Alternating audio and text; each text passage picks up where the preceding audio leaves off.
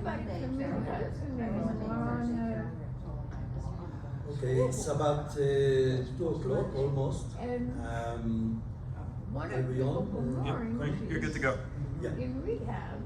Okay, So well, the board good afternoon, everybody. Oh, now do. My name is Jakob Pippen. I'm a member of the Residents Council, and I've been coordinating these meetings, the Council Connections, which is an opportunity for people to get to know a little bit from staff or committee or interest group chairs, because otherwise, I guess you will have to have dinner with them every evening until they go to all the 250 residents to get to know everybody. So this is kind of like a make-believe, it's not really, but at least it's an attempt. Now, for some of you that have attended last year's Council Connections may know that we already interviewed Jason Irish about a year ago. And the reason I thought that it would be a good idea to have him back is that he changed hats, he changed roles, he enlarged the family. I mean, he has all kind of news. So without further ado, I want to introduce Jason Irish, which is the current title is Concierge, Reception, Transportation Services Manager, and I don't know what else. So Jason, just Want me to talk? yeah, either way. I mean, I have a list of questions. Well, we can jump into the questions after. I think everyone knows me here for the most part. So the title, I had it last year as well. The title is Concierge, Director of Concierge and Communication Services. But underneath me, I know Jakob will probably ask the questions, but most of you probably know is the concierge desk, transportation, security on the overnight, reception staff, the technology specialist and resident technology assistant, who's Ryan and Patrick. Obviously Connor, who I help and we do all the setups for the whole building, including the health center. Yeah, that's probably it. And obviously the telephone system, our Sarah system, and I cut all the keys for the building. Yeah, amongst other things. So what I would call the concierge is basically Woodland Pond Central. It's the Grand Central Station in a sense. I mean, everything somehow goes through there. So how large is your staff, and how would you characterize it? So just concierge and reception staff. Well, total underneath me, total is about 39, 40 people underneath me. For concierge and reception, we have around 15 to 20. Most are part-time or per diem. We've got a few full-timers. I think most of the residents know our staff and they're front and center. Lisa's been here 12 years, going on 13. Marissa's been here 8 or 9 years, and she's been in concierge for maybe 3 or 4. I've got Kelly in the health center who's been here for 10 plus years, who's Monday to Friday, full time.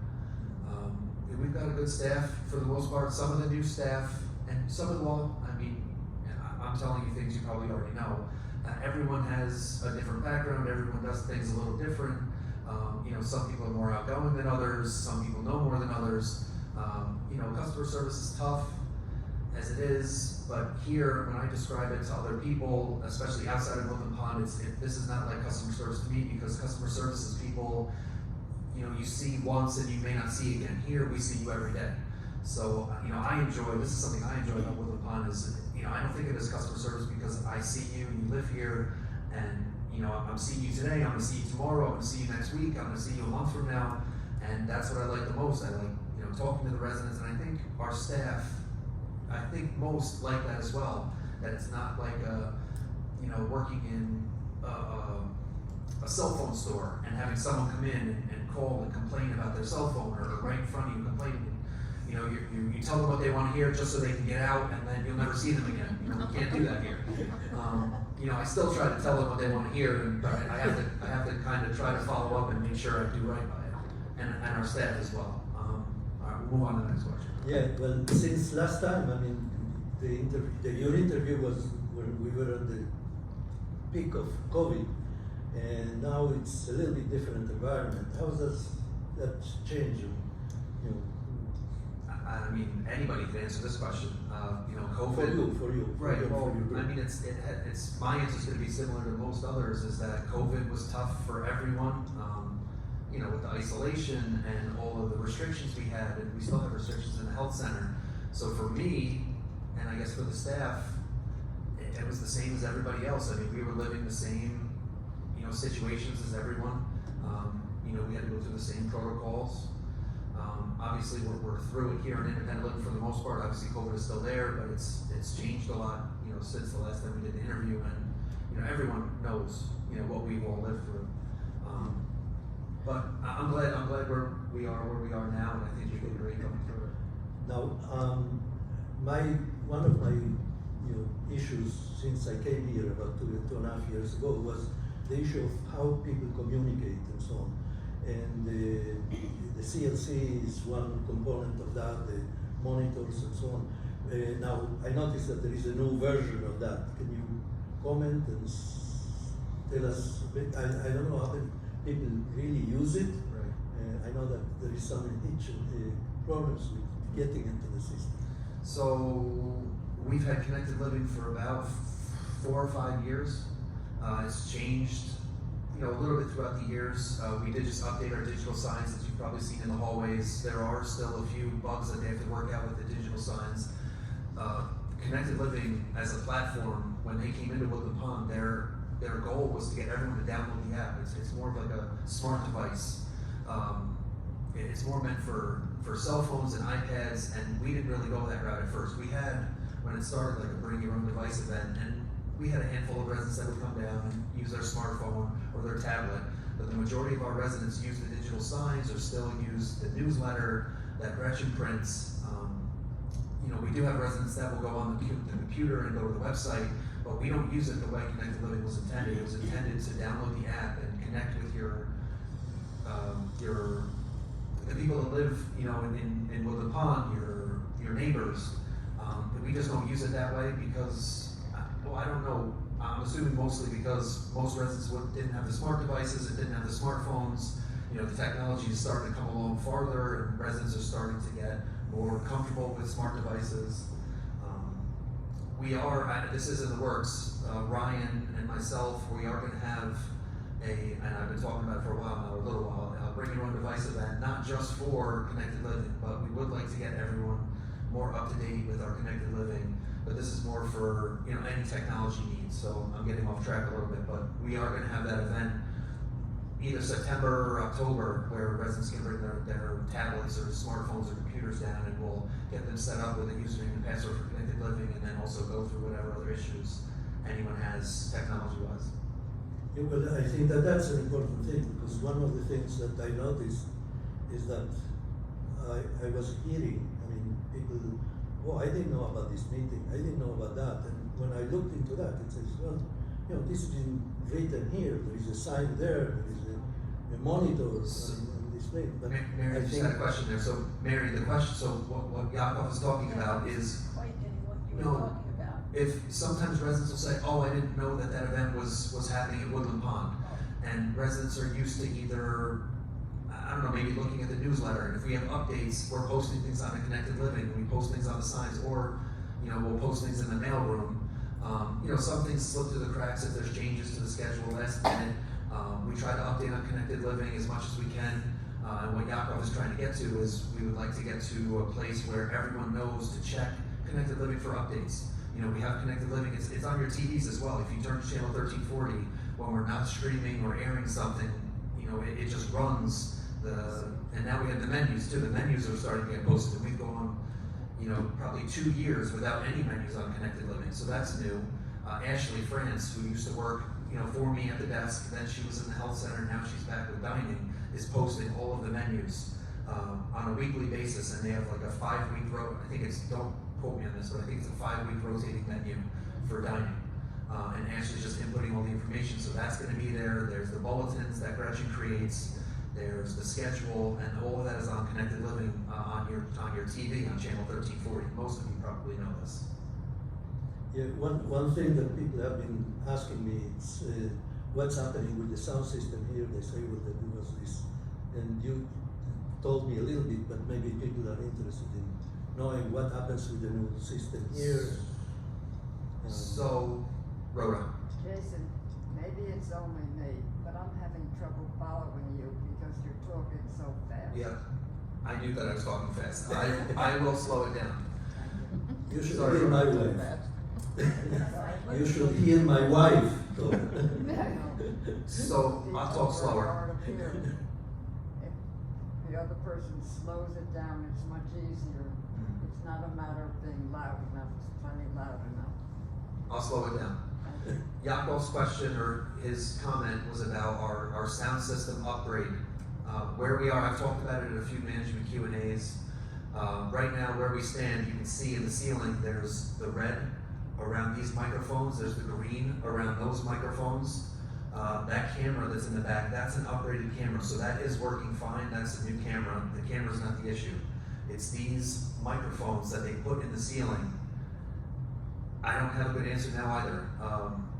The company that installed the equipment is a long-standing company with Woodland Pond. They installed our projector, our screen, that black box on the wall panel over there, everything in the classroom. They've done everything in the dining room, the game room. They've been with us for a while. Originally we asked for a sound upgrade for our stream for when we record musical performances like the Dulcimers or Pondaliers or any kind of music concert. We asked for an upgrade, and they came in, they quoted us on this, and they said that this would work for us. It doesn't work. They've been back a few times, they've turned the microphones off, they've tried different things, and it still is not working. So this is in the works. Something's in the works. I don't know where they are now. I've gone back to them a few times, and again, I don't have an answer for anyone right now. But it is still in the works.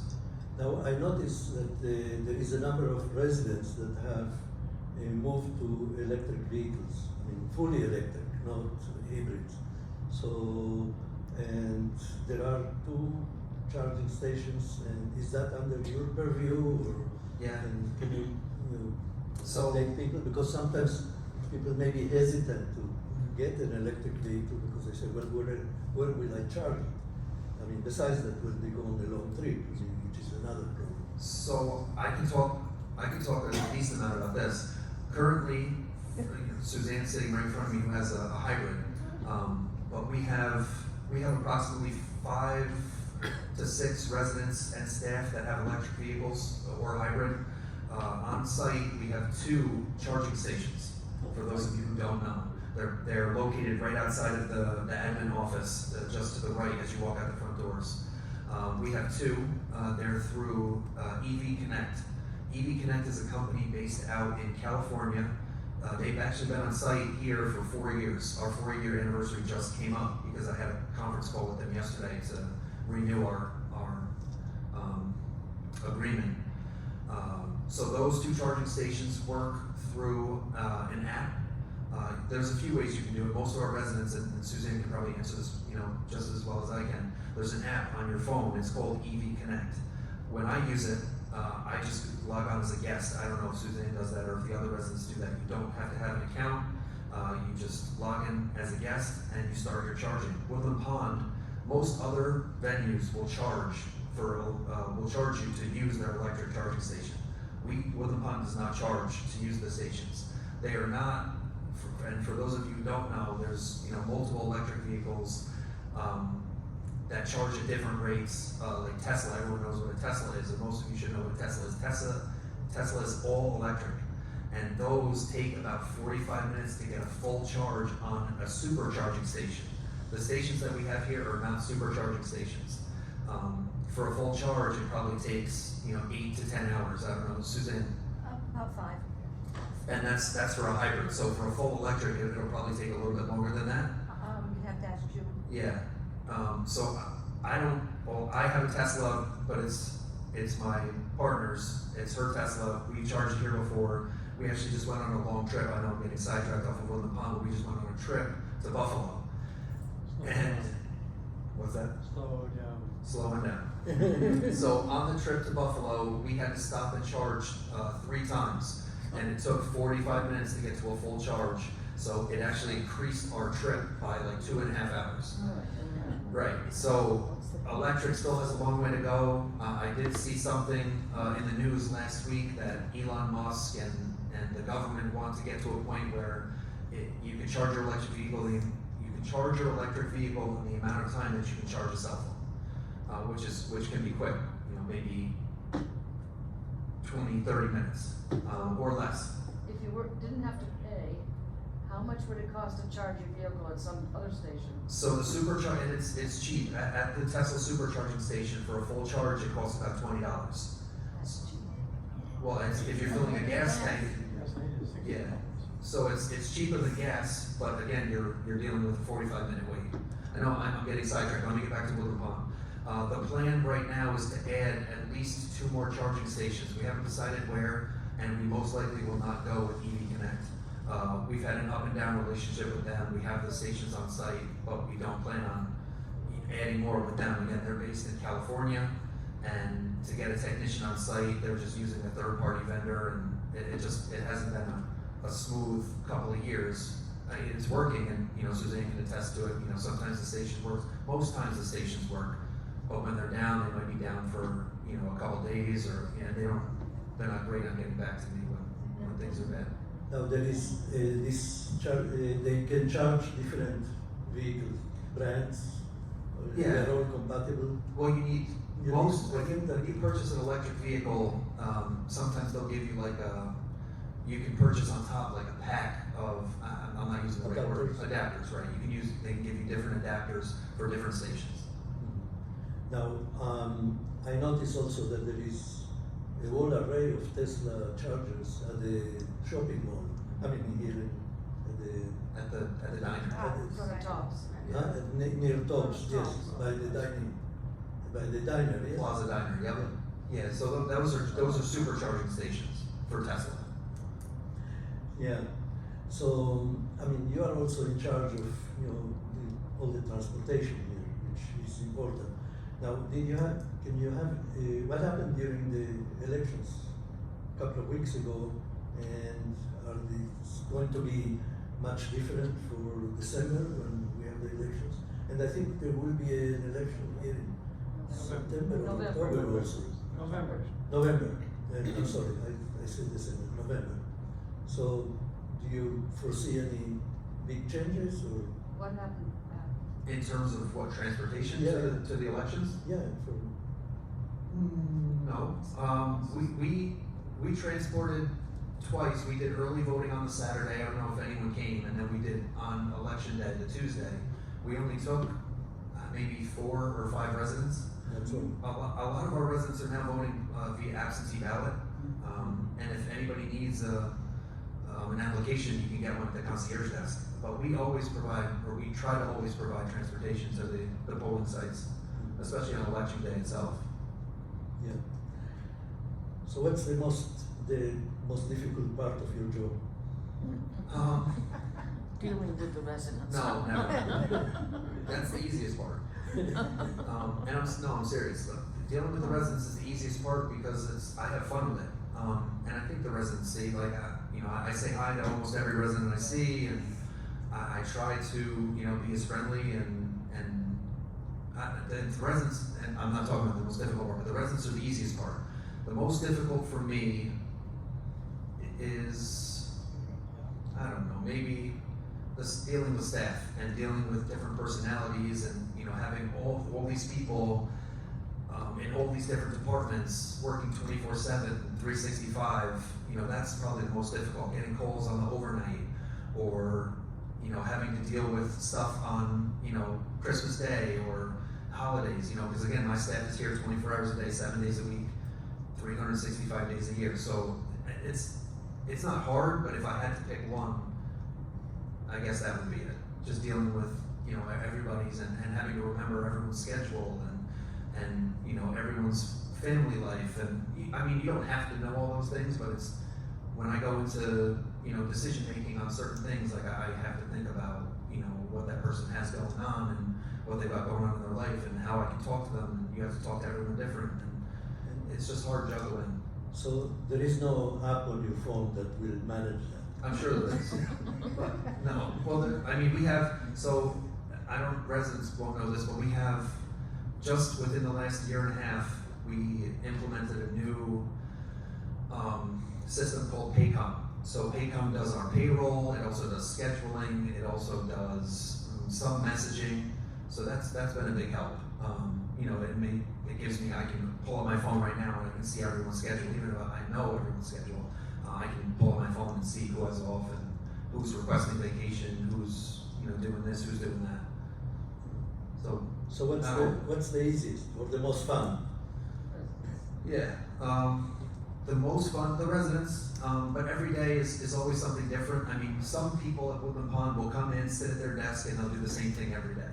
And I couldn't do that myself. I don't like staying at my desk all day. The funnest part is getting out and seeing the residents and, you know, I don't know, talking. Like I talked to Virginia Cannon about her trip to Buffalo. I'll talk to, you know, anybody. You know, I talk to Wayne all the time. You know, whoever I see, Mr. Hoffman. Yeah. You know, Joan will come and grumble about her computer, and even though I know she's dead, I know it's. He you know, bought it. Right. So it's just talking with the residents is yeah. Now, as you know, I mean, I have been involved with the Sustainability Committee since it was formed at the beginning of 2020. And of course, we are concerned about our footprint and what can we do about saving energy and so on. What is your advice to the Sustainability Committee, for instance? What could we do better or more or not at all? I mean, I know we've looked at it, and I know Tom has had people come in, but I don't know how everyone else feels. I think solar power would be beneficial to us. I mean, we've got, and again, I don't know, I know the architects came in, and I know people have told us, but I think solar would help us. They talk about, you know, the loss of like fossil fuels and or the limit in fossil fuels and what we're going to do if that happens. And yeah, well, it's hard to, you know, expect the Sustainability Committee to be able to address it. We can look into that, promote it, Right. discuss it, and Right. so on. But it's not within the purview of things that we can actually do as a committee. But other than that, I mean, do you see any other things where our committee or any other of the committees of interest groups can help, you know, facilitate the work that you have to do? maybe promote more electronic messaging, electronic use of not social media, but you know, like connected living. Yeah. I know we've got these programs in place to return the take-home food and reuse paper. I don't know, continue those. Yeah, well, these are things that we are trying to do. I mean, Right. but from my personal experience, although I try to help once in a while residents because the computer doesn't connect or the printer doesn't work and so on. And obviously, I mean, we don't have like a formalized structure for that. I think that that's within the purview of your group. What we do, But you know, I if think that anyone- there is enough people among the residents, and gradually there is more and more of them as, you know, younger people join Woodland Pond, that they are used to electronic communications and so on. Yeah, well, the use of technology. And if anybody here and anyone that's going to watch this later on YouTube, I'll get to you in a second. If you need help, you can just call, and a lot of you have used them. Ryan is great. Ryan can come to your apartment, help you with any technical need you have, your computer, your printer, smartphone, tablet. Call and Ryan can come and see you and help out. Mr. Toole. So talking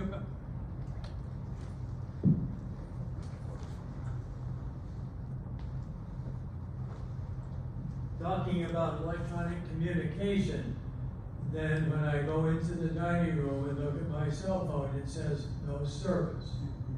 So in the longer term, we need every point in the building to have decent cell service so that we can use these electronic communications to actually communicate. And so that was the first piece. And then the second piece is the paper side of that. There is really no place where we can post notes for everybody else. The alcove in the dining room is ridiculous because nobody goes in there. Everybody uses the mailroom, which is supposedly off limits, and somehow there needs to be some way of also doing paper as well as doing electronics. Thank you. That's, so what you just talked about, there's two things. The first part of it, the cell service, we've got no control over that. We went and seen if we could get a tower put somewhere on site.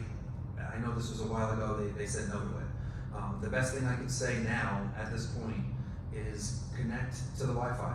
When you're down in the dining room, you can connect to patrons, you can put on Wi-Fi calling and see if it'll work. When you're in your apartment, obviously connect to your Wi-Fi and any smart device you have. If you need help, let me know, let us know, we can help you with that. And the second part, Yakov had mentioned this a while back with Connected Living. There's ways to post. If you have something you want to, put out to the community, I'm gonna get sidetracked now too. So there's a few ways. We've got our website, which has the resident portal, which we don't really use and residents don't really log into. This is a project that Cameron is gonna take on in the next couple months to get everything, including Connected Living, the portal on our website, and I don't remember the third, maybe our website, the portal, and Connected Living, those are the three. We're gonna get all three to a place where residents can log in and get information, obtain information like Mr. Toole was just talking about. If there's something residents wanna post, they can post it in the portal. You can post it whether it's just typing out a message, or we'll figure that out. And in terms of Connected Living, Yakov came to me probably like a year and a half ago about posting specifically, he was talking about Residents Council minutes and information, but there's other places where we can post this information that residents will be able to access. And this will come in the next couple months. We're gonna have a plan in place where there's gonna be places to access that information. But still put up a paper notice. Yeah, well, as a matter of fact, I was trying to do that, and a couple of residents says, well, I don't go to the internet, I don't have a computer, I don't have a cell phone, etc. So although that was my goal, I realized that there is still enough people here that want the piece of paper to see that, and they don't want to stand in front of the monitor and write down things. And so when I came in it used to be the tray room, or The little room beside the yeah, hard next to the dining room, there is that place, and there is two bulletins there, which I posted some titles. So one of them is for posting personal things, the other were for committee things. And although it's not ideal, because as you say, not everybody goes in there to check it, that's, for the time being, that's your place to put. As a matter of fact, some people make use of that, because I see periodically, people posting things. Somebody needed a car. Right now, there is 2 people that need cars. They are posted there. The thing is that if you know of anybody that wants to have access, that's there. It has been there for at least a year. And just pass the word. I mean, tell people this is the place to do it. Until we find, something which is... Huh? Put that in Chanticleer. Remind people that there's 2 bulletin boards in that room. Yes, there are. What do you say? No, we'll do Why that. people don't go in there. Well, I mean, yeah. Well, we can add it to the Chanticleer that's where that is, in case anyone wanted to check for resident notification. Yeah. Yeah, because it has been announced in the Chanticleer, but it was at the beginning when we just did that. Okay, so yeah, I mean, I think that another way of communication is the word of mouth. I mean, tell your friends, tell the people that say, why don't we have it? And we have been doing this. We're trying to do that. So, talking about your job, I mean, what are the things that people should come to you or to your group, basically, the three different groups that you had, and what should the things that they shouldn't? They should go to somebody else. I mean, in general terms. I know the concierge is at the Grand Central. I mean, Yeah. everybody can go to the That's- concierge and find out and answer. I don't know. That's a hard question to answer because if you were to catch me in the hallway, of course I'm going to stop and listen. I don't know. I would say if you have any questions about anything, to go to the concierge desk. But if you catch me in the hallway, you can ask me almost anything, and I'll direct you in the right direction. I'm not the type that's going to say, don't tell me, go tell someone else. Because I want to help. I'm here to help. So that's a hard question to answer. Because I want, if there's something on someone's mind and they feel like where they go, if they're going to go to the concierge desk and nothing's going to get done, just come to me and I'll see what I can do to help. That was my worry. Yeah. That's why I asked you the question, because I know that, I mean, you are always super responsive, I mean, no matter what people ask you. But, if somebody has a problem with their garden, I don't think that, they should come stop you because you are in the corridor. Well, I mean, I can't really answer that question. Like, don't come to me about dining stuff. I don't know about that. But no, I would never say that. I would never say that. Well, I expected to give you my recipe for tabbouleh, for Middle Eastern food. I'll relay the message.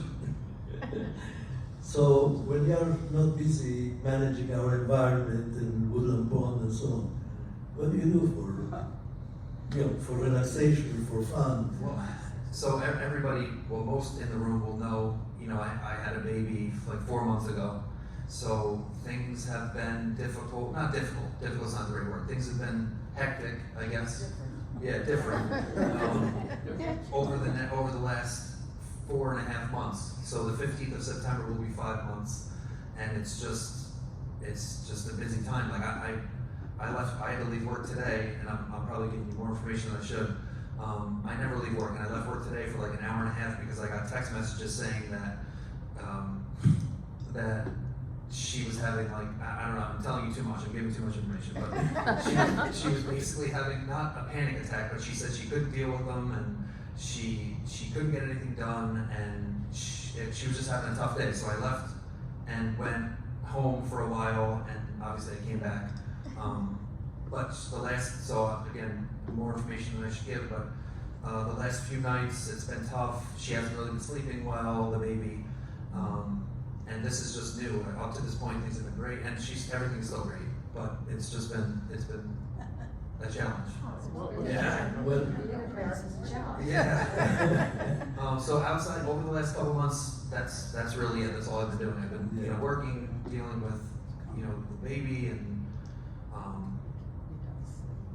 Just call it work life. yeah. No.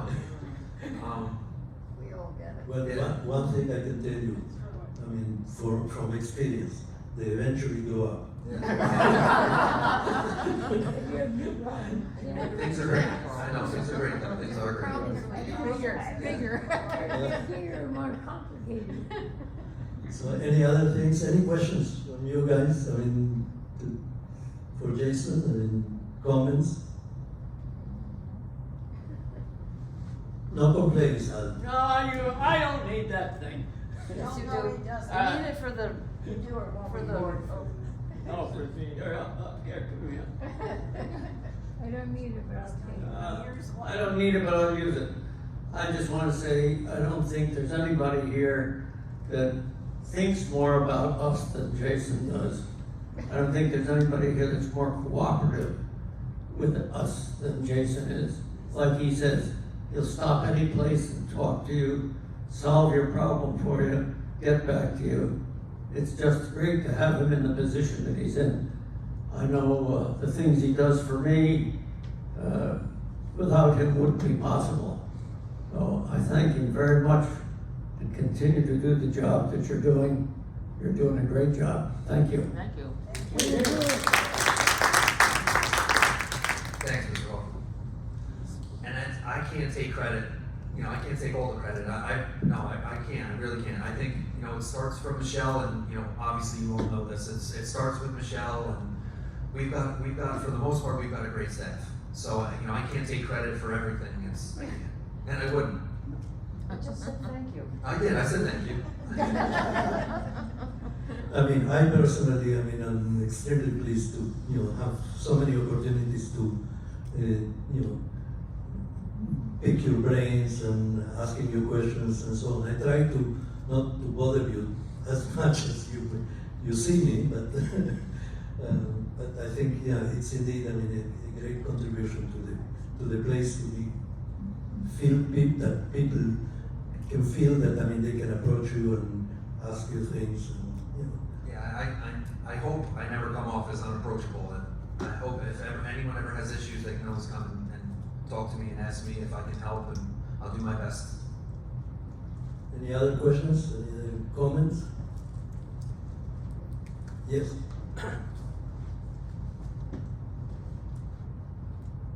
What would you change about Woodland Pond or about your job if you had an opportunity to do so?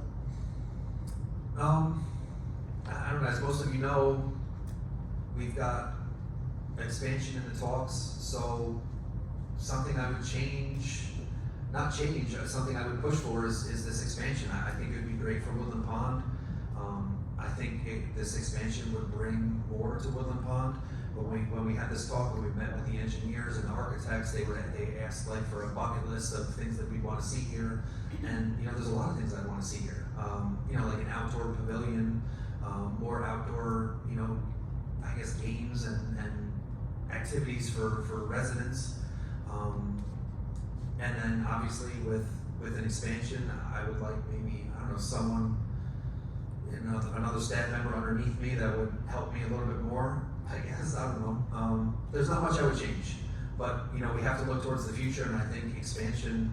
Expansion or renovation? Both. I think most of you have heard Michelle talk about it. With the expansion comes the renovation. So, I'd like to see both. Upheaval of the carpet.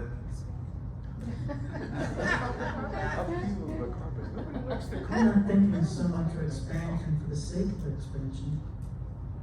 And I say this carefully, but we as white people might recognize the lack we have among us of people of color and people who are different from us. And we're certainly part of a generation which is broadening our acceptance of people who are different from ourselves. That's just a thought. I'll talk a little bit about that. So and I'll agree. Obviously, the first thing people look at when they talk about diversity is, I guess, race. And here we've got two in independent living. But it's not just race. There's so many different, there's so many different ways people are different. Whether it's religion, and we've got, different religions here. We've got different, sexual orientations here. And I think Woodland Pond, you've seen the signs. It's a safe zone for a reason. We've got but we've got a somewhat large LGBTQ community, and with that is New Paltz, and New Paltz has that population. So I know, and it's not just that, it's the demographics from the area.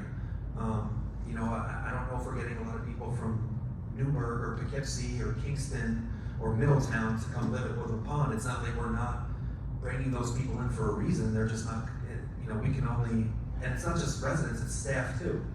Staff in the health center, there's diverse staff. Maybe you're talking about something else. It's not like Woodland Pond is closing the door on, I guess, people of color, if that's what you're talking about. Well, I think it's interesting. Actually there are three people of color who live here, I believe.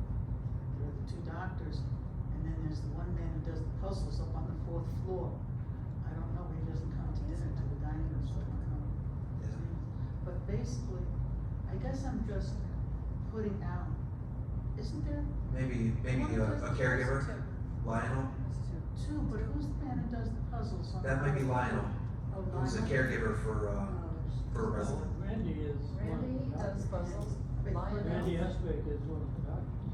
What a- He Yes, also it's does puzzles. complicated. No, but the puzzles on the 4th floor. Yeah, that's what we're talking about. In the North Yeah. Wing? It's Randy. Yeah. That's where. He does the work, he's a doctor. Yeah. Right, but this. That's, so we don't have to dive into it. But basically. I think that would be a question for, you know, to other forum. I mean, I don't think it's, you know, can Jason, you know, resolve that. But I think it's a good observation. Any other? It is on people's minds though, but it's all about the demographics coming in. It's not, again, I don't think anyone is closing the door or not having an open mind. I think we do have a population with residents with open minds. I think you're right. The main reason we have all white people is because we can afford it. It's expensive to come here, and there are a lot of black people that cannot afford it. When I go to Mike Ortega's, the gym down there, I meet people and they say, we'd love to come to Woodland Pond. And I said, fine, you know, have an interview. A lot of them said, we can't afford it. Somebody said to me, well, maybe you could have a scholarship. I said, I don't think that would go over too well with the people here that are paying out every month quite a lot of money. But we're fortunate, and I God bless my husband all the time for it. He worked for it, and that's it. He was able to work for it. He had parents that could put him through, but a lot of who don't. And you just can't give people apartments. It's too darn, it's expensive here, but what do you get for it? I'm not complaining about the money I spend here. I'm just saying it is. The 2 years I was on the Residents' Council, the subject of specifically racial diversity did come up. And Michelle did address that to the point that it is a problem with all CCRCs. It is not a Woodland Pond problem. We have tried to explore ways to attract more diversity, and it just continues to be a problem. Although this is not an issue, I mean, directly related to Jason, but there is another component, and it's not only a question of means, you know, financial means. Certain people, I mean, I am sure that there is people of color that can afford, but when you see a particular community and you have to decide, do you want to be in that environment and be 1 out of 100 or 2 out of 100, you think twice about that. And there is other parameters, cultural things and so on. I mean, I don't know if you know, but I mean, about 4 months ago, we decided to have a Spanish chat group that Leah, my wife, started. And whether there is only 4 people that have been attending that, because how many people speak Spanish? I mean, to be able to carry a conversation. So, I mean, that was not a deterrent for us. I mean, but I can see somebody that is, you know, a Spanish population coming here and say, well, you know, I have to, you know, to talk to everybody in English. I cannot use Spanish because people will not only understand my language, understand the context of things. And that's so that it's a bigger problem than just money. I mean, I'm not saying it's not, but it's even more complex than that. Okay, so any other questions, comments? So you are free. I mean, you finished before the hour. Thank you for everyone that came, and thanks for the kind words. Thanks everyone for coming. And